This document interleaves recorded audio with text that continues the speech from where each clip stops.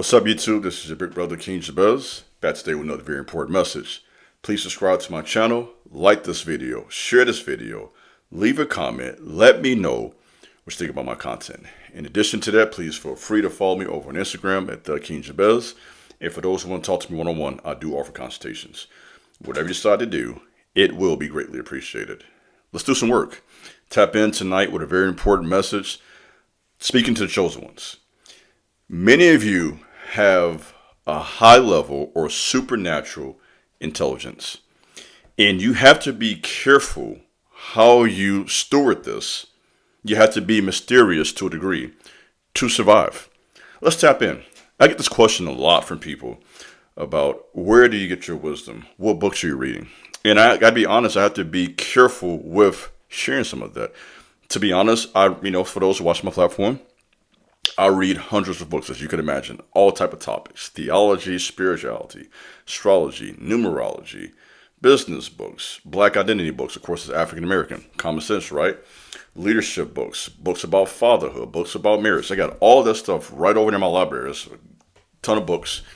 And, with that, I have to be careful and steward how I share that. In other words, everything isn't for the public. The more you know, the less you have to sometimes say. And I couldn't quite articulate that until I came across a reading recently in the Daily Stoic. It has become one of my favorite books. Some of you read each day. You spend about 5 minutes, you're able to tap into this wisdom from these Roman emperors, leaders and poets and philosophers. It's just a lot of wisdom in like 5 minutes. And I read it each day, pretty much now at this point. And I was reading it one day, and the topic for that day was essentially saying, in a very philosophical way, say less, right? The more you know, the less you have to say. I got to be honest with you. Y'all be calling me out too. Say, big bro, you hold back knowledge from the people. And it's not that I'm holding back, gang. I'm not holding back, sis. I'm not holding back, bro. I have to be careful what I share publicly. I got to tell you that flat out, because some of y'all not getting it yet in 5 years. You can't say everything out loud. Okay? This is one reason why I have consultations and services like that, where we can go more in depth. When you're public, you have to protect yourself, regardless of what anybody says. Words, according to scripture, carry the power or weight of life, and for the purpose of YouTube, unalive. And so when you understand the truth, this can be seen or make you be seen by others as a dangerous person. Some people are not ready for what you got to say. I had a conversation one day. This is light, by the way. This is a light example of this. I can give 1,000 of these. And this is why, generally speaking, when I'm in public, I small talk people. People are not really ready for most of what I want to talk about, which thank God for platforms like this. And so I was getting my hair braided. Got a cut. Get my hair braided. This is a couple years ago. She was actually probably the best hair braider I've had over the last 5.5 years growing my hair. I've been growing my hair now. April this month, the 22nd, will be 5 years and 6 months. It'll be 6 years, October 22nd. Not cutting it no time soon. It's a lot longer than this. I got braids. I got it in the Nipsey bun in the back. And, she was really good. We were talking the design braids. She was probably one of the best in Chicago. I'm not going to give her name because you probably can see it on Gram. She got a lot of followers. So I looked her up, saw it on the ground, went and got my stuff done, and she did a really good job. And so we're now, I'm having what I think is small talk, it wasn't to her, about, hair growth. You guys who follow my content, I used to do videos all the time back in 2023, 2024, not 24, 2022, 2023.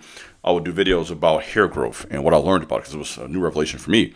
And the spiritual power behind that. I started researching the history of dreadlocks and braids and all that type of stuff, right? I didn't even get into all that. What I did talk about in this particular conversation was the Native Americans during the Vietnam War, and how they discovered that these men had a sixth sense, what I thought was very interesting. And I was talking to her about, I thought it was interesting. She didn't think so. The sixth sense and intuition, and how when you grow your hair, you get stronger, and it helps you with your visualizations and meditations and stuff I think you guys would appreciate with my type of content of spiritual growth. And I still believe that, by the way. I do believe that hair growth, there's a connection with that in your spiritual growth in terms of your antenna. That's what it's referred to. This is like your spiritual antenna, your hair, right? It's an extension of your nervous system. Now I'll get into that side now. You might not want to hear all that, but extension to your nervous system, intuition, sixth sense, all this, right? And we had like a brief 5-10 minute conversation about that. And I can tell that she was offended. I thought it was I just knew in my mind she would love the conversation, being someone who does here every day. And I learned something that day. People do not always want to hear what you know. When you are someone who reads a lot, has a lot of knowledge, you have to be careful how you steward that. My basketball coach in college, he was a very smart guy. He was one of the top graduates. Now, I'm not going to exaggerate nothing. He was one of the top graduates of his class from Northwestern University. For those who know anything about college, Northwestern is one of the best schools in the nation. Okay, Northwestern, he's a smart dude, and he was well off, wealthy. He always minimized his wealth. He was wealthy. Our coach had money. He coached just volunteer, just because he liked doing it, right? And one thing I noticed about my coach, I still call him Mr. Bergeno. I would call him that if I saw him right now. I'm a grown man with a family. I would still call him Mr. Bergeno. Respect, And I would call him that right now if I saw him, Mr. Bergeno. I wouldn't call him by his first name. And he didn't have a lot to say a lot of times. He was a man of few words, even though he did have a lot of knowledge. He could talk to you about business and family, finances, property, taxes. He had all this knowledge. He was a successful businessman. But he was wise with his words. He would say less.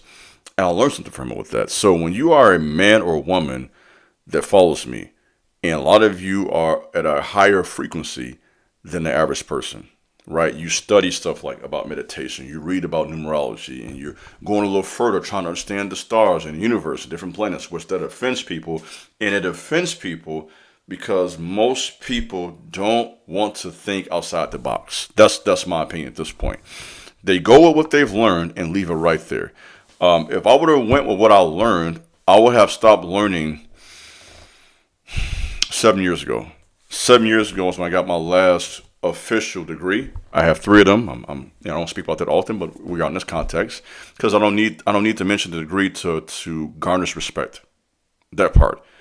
I have studied the Bible thoroughly. Yes, I have 3 theology biblical degrees. Read hundreds of theology books. Right? This is when I was doing it formally.